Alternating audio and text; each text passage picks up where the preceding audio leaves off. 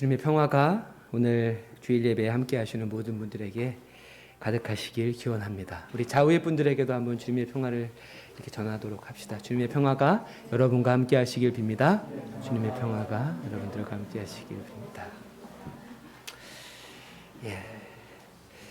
어제 결혼한 우리 강동희 김소정 자매, 그리고 또 김소정 자매의 부모님이 우리 예배 현장에 함께하고 계십니다. 우리 박수로 다시 한번 결혼을 축하하고 또 공동체를 방문해 주신 것을 우리 환영하도록 하겠습니다.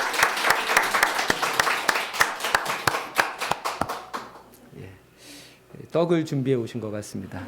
예배 후에 김밥과 함께 가져가시든지 또 교회에서 함께 드시면 좋을 것 같습니다. 아주 아름다운 계절 5월을 보내고 있습니다. 피천득 선생님과 함께 한국 근현대 문학의 대표적인 수필가로 불려지는 이영하 선생님은 실록 예찬이라고 하는 글에서 눈을 들어 하늘을 우러러보고 먼 산을 바라보라.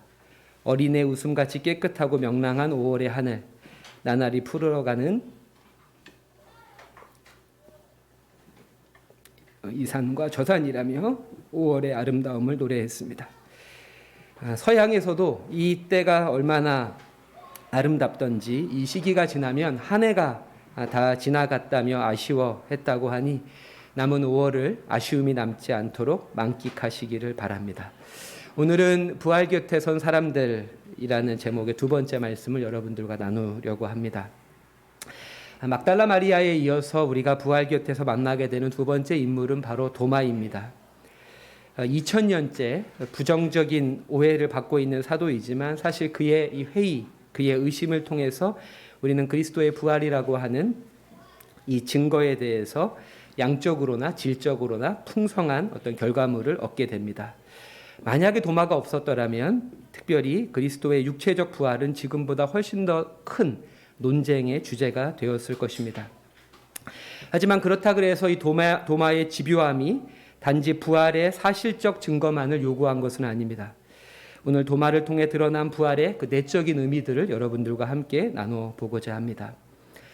듣는 즉시 어떠한 이미지를 연상시키는 인물들이 있습니다. 이순신 하면 애국이 떠오르고 이완용 하면 매국이 떠오르는 것처럼 말이죠. 예수님 12제자 중에도 그러한 이들이 있습니다. 유다 하면 배신자가 떠오르고 도마 하면 의심이 떠오릅니다. 하지만 어떤 사람도 하나의 이미지로 환원될 수 없으며 그렇게 해서도 안 됩니다. 수많은 시줄과 날줄이 얽혀서 형성된 인생을 하나의 조각이나 이미지로 단정 지으려는 우리 안에 유혹을 뿌리쳐야 합니다. 이렇게 의심 많은 도마라고 하는 선입견을 내려놓고 복음서에 나타난, 특히 요한복음에 나타난 도마를 우리가 찬찬히 만나면서 그에 대한 통합적인 이미지를 우리 안에 그릴 필요가 있습니다. 요한복음서에는 도마가 3번 소개가 됩니다. 11장, 14장, 그리고 오늘 본문인 20장 이렇게 3번 소개가 됩니다. 먼저 11장에서는 이전 10장에서 예수께서 앞을 보지 못하는 자의 눈을 뜨게 한 일로 적대자들과 귀신 논쟁을 하던 중에 회중들이 단도직입적으로 예수에게 묻습니다. 예수, 당신은 누구요? 이 질문에 대해서 예수님은 위험에 빠질 것을 아시면서도 나와 아버지는 하나이다 라는 답으로 자신이 하나님이심을 선언하게 됩니다. 이 답을 들은 청중들이 예수를 돌로 쳐 죽이려 하자 주님은 제자들과 함께 요단강 동편으로 잠시 몸을 피하십니다. 그곳에서 숨을 돌리고 있을 그때 나사로의 누이들이었던 마르다와 마리아가 보낸 사람들에게 나사로의 건강이 위중한 사실을 전해 듣게 된 예수는 여전히 자신을 향한 분노가 채 가시지 않은 유대 지방으로 돌아가시려 합니다. 그러자 모든 제자들이 일제히 예수의 유대행을 말리지요. 그때 도마만이 이렇게 이야기합니다. 같이 한번 요한복음 11장 16절을 자막을 통해서 읽어보도록 합시다. 시작.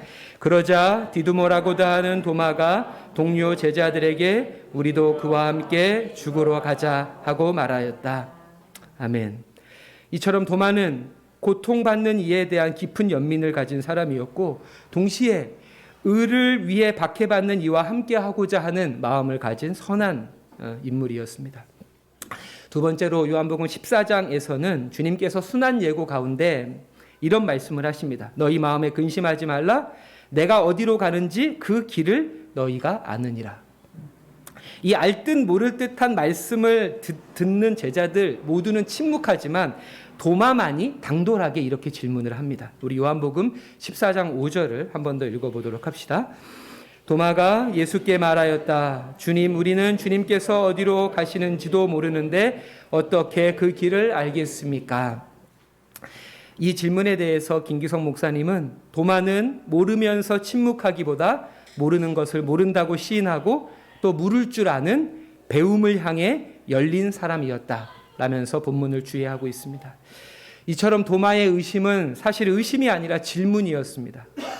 질문하지 않은 채 의심에만 머무는 것은 불신이지만 질문하는 의심은 더 큰 믿음의 가능성입니다.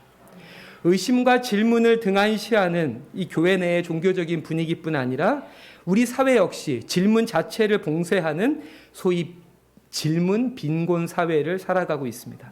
이 말은 제가 만든 말이 아니고요. 요즘에 기독교인뿐 아니라 일반인들에게도 글과 강연으로 큰 사랑을 받고 있는 텍사스 크리스천 대학교의 강남순 교수라고 하는 분이 작년에 쓴 책의 제목입니다. 질문 빈곤 사회라는 책이죠. 이 책에서 강남순 교수는 질문이 없는 사람이나 사회는 특정한 정치인이나 종교인과 같은 소위 전문가라고 하는 사람들에 의해 선동될 뿐이며 그 대표적인 현상들로 타자를 혐오하고 차별하는 것에 편승하는 것을 지적을 합니다. 난민, 성소수자, 여성, 가난한 사람, 저학력자, 택배 노동자, 비정규직, 장애인 등 갖가지 근거로 사람을 차별하고 혐오하는 것은 결국 비판적 사유와 질문의 부재가 가지고 온 결과라고 이야기합니다. 그리고 이러한 차별과 혐오를 극복하는 힘은 자아와 타자, 그리고 세계라는 관계에 대한 성찰과 질문을 통해서 소위 포용의 원을 확대해 가야 한다라고 말합니다. 그러하기에 의심과 질문은 결코 불경한 것이 아닙니다. 오히려 의심 없는 확신, 맹목적인 신앙처럼 위험한 것이 없습니다. 질문하지 않는 믿음은 우리 안에 수많은 규칙들을 만들어 그 안에 자신과 공동체를 가두어 놓게 됩니다. 하지만 의심과 질문은 우리를 하나님과 타자를 향한 더 깊고 넓은 새로운 인식의 세계로 인도하게 됩니다. 11장에 나타난 나사로를 향한 이 도마의 연민과 14장에서 확인한 이 도마의 질문하는 성찰적 신앙, 이 두 가지가 집약되어서 빛을 발하는 순간이 오늘 본문 요한복음 20장이라고 생각합니다. 부활하신 주님은 빈 무덤을 떠나지 못한 채 흐느껴 울고 있는 막달라 마리아를 만나신 뒤에 두려움에 숨죽여 있던 사도들을 찾아가십니다. 이들은 부활하신 주님과의 만남을 기뻐하죠. 하지만 어떤 연유에서인지 그 자리에 도마는 있지 않았고 부활하신 주님과의 만남을 증언하는 사도들에게 도마는 이렇게 말을 합니다. 요한복음 20장 25절 세 번역으로 한번 읽어보도록 하겠습니다. 시작. 도마는 그들에게 나는 내 눈으로 그의 손에 있는 못자국을 보고 내 손가락을 그 못자국에 넣어보고 또 내 손을 그의 옆구리에 넣어보지 않고서는 믿지 못하겠소 하고 말하였다. 도마가 이렇게 말한 뒤 여드레 뒤에 도마까지 11명의 사도들이 모두 모여있던 곳을 주님이 다시 찾으셨고 도마를 가르치며 이렇게 말씀하십니다. 우리 오늘 함께 읽은 본문인데요. 이 본문을 오늘 함께 읽은 본문은 개정개혁이었고 세 번역으로 함께 읽어보도록 하겠습니다. 시작. 그리고 나서 도마에게 말씀하셨다. 내 손가락을 이리 내밀어서 내 손을 만져보고 내 손을 내 옆구리에 넣어보아라. 그래서 의심을 떨쳐버리고 믿음을 가져라. 도마가 예수께 대답하기를 나의 주님, 나의 하나님 하니. 아멘. 주님은 도마의 호기심 어린 요청을 비난하거나 무시하지 않으셨습니다. 도리어 너의 손으로 자신의 상처를 만져보라고 먼저 제안하십니다. 몇몇 예술가들의 상상과는 달리 도마가 실제로 예수님의 손과 옆구리에 손가락을 넣었는지는 확인할 길이 없습니다. 하지만 비록 그가 직접 예수님의 상처에 접촉하지 않았더라도 자신의 의심 섞인 질문과 무례한 요청이 주님께 받아들여진 것만으로도 그의 회의와 의심은 사그라들었습니다. 더 나아가서 확실한 것은 도마가 예수님의 손과 옆구리의 상처를 최소한 눈으로는 직접 보았다는 것이고 이것만으로도 그는 예수님을 향해서 호 데오스 무 나의 하나님이라고 고백하게 됩니다. 이 고백은 베드로의 고백을 뛰어넘는 위대한 신앙 고백입니다. 도마는 예수님을 향해서 직접적으로 하나님이라고 고백한 처음이자 마지막 성경 인물입니다. 요한은 자신의 복음서 서원에서 예수가 하나님이신 것을 연역적으로 이렇게 선언합니다. 요한복음 1장 1절 한번 읽어봅시다. 태초에 말씀이 계시니라. 이 말씀이 하나님과 함께 계셨으니 이 말씀은 곧 하나님이시니라. 아멘. 그리고 그의 복음서 말미에, 사실 요한복음 21장은 많은 신학자들의 평가에 의하면 후대에 삽입된 것이기 때문에 사실 요한복음은 20장 31절로 끝이 납니다. 도마의 이야기로 끝이 나는 것이죠. 즉 도마의 고백은 요한복음의 결론입니다. 결론. 그 대답이 나의 주님, 나의 하나님이죠.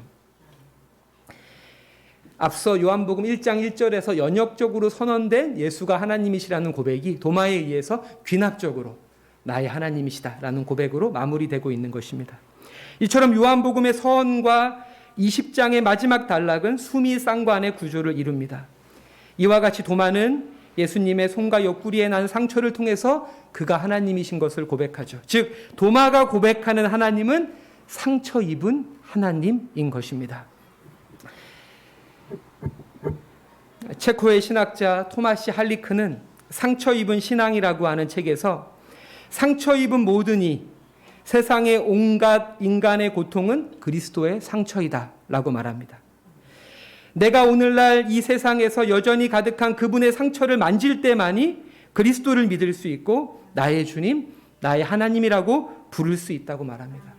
그러면서 그 상처를 보고 만지지 않는다면 내가 주님께 하는 고백은 예수님께서 마태복음 7장에서 주여 주여 하는 자마다 천국에 갈 것이 아니다 라고 주님을 헛되이 부르는 것이라고 말하고 있습니다.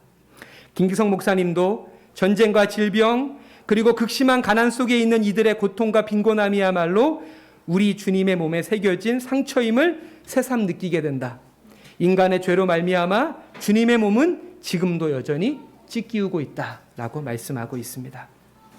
이처럼 도마가 두 번이나 집요하게 주님의 몸에 난 상처를 확인해 보기 전까지는 그의 부활을 믿지 못하겠다라고 했던 그의 의심은 어쩌면 부활을 그저 하나의 신비롭고 영광스러운 기적으로만 이해한 채 주님의 상처와 못자국에 담긴 고통받는 이들을 향한 그 사랑과 뜨거운 연민에 대해서는 쉽게 망각해버리는 우리의 무미건조하고 위선적인 신앙을 일깨우기 위한 도마의 의심이고 회의였던 것입니다. 좋은 예술작품은 그것이 미술이든 음악이든 그 자체의 아름다움에 매료되게 할 뿐 아니라 그 작품을 통해서 새로운 세계와의 만남을 맺게 합니다. 그런 의미에서 예술을 하나의 창이라고 사람들이 부르죠. 저는 믿음 역시 마찬가지라고 생각이 됩니다. 여러분 혹시 지난주에 우리가 함께 고백했던 회중공동 기도를 기억하시나요? 레너드 스윗의 기도문이었는데요. 이런 내용이었습니다. 기도란 하나님의 주목을 끌기 위한 행위가 아니라 내가 하나님에게 주목하고 또 타자에게 주목하는 일이다. 그렇습니다. 우리는 오늘 주님의 몸에 난 상처를 통해서 상처 입은 하나님을 만나야 하고 동시에 우리 주변에 분명히 존재하지만 아무도 보지 않고 듣지 않으려 하는 고통 가운데 탄식하는 이웃들을 만나야 합니다. 기도하겠습니다. 주님, 오늘도 저희들을 예배로 불러주시고 이 예배 가운데 임재해 주시니 감사드립니다. 주님, 저희들의 믿음을 새롭게 해 주옵소서. 질문하며 신앙하게 하셔서 우리의 믿음이 자기애와 배타성을 강화하는 것이 아니라 하나님과 이웃을 향한 창이 되게 하여 주옵소서. 주님의 상처를 보고 만지며 예수님께 나의 주님, 나의 하나님이라고 고백한 도마처럼 저희들도 삶의 아픔과 절망 가운데 상처 입은 하나님과 만나게 해주시고 또 탄식하는 이웃들 곁에서 상처 입은 하나님을 만나게 하시며 이것이 우리와 교회를 향한 거룩한 부르심이 되어 한 주의 삶을 인도하는 주님의 빛이 되게 하여 주옵소서. 예수님의 이름으로 기도드립니다. 아멘.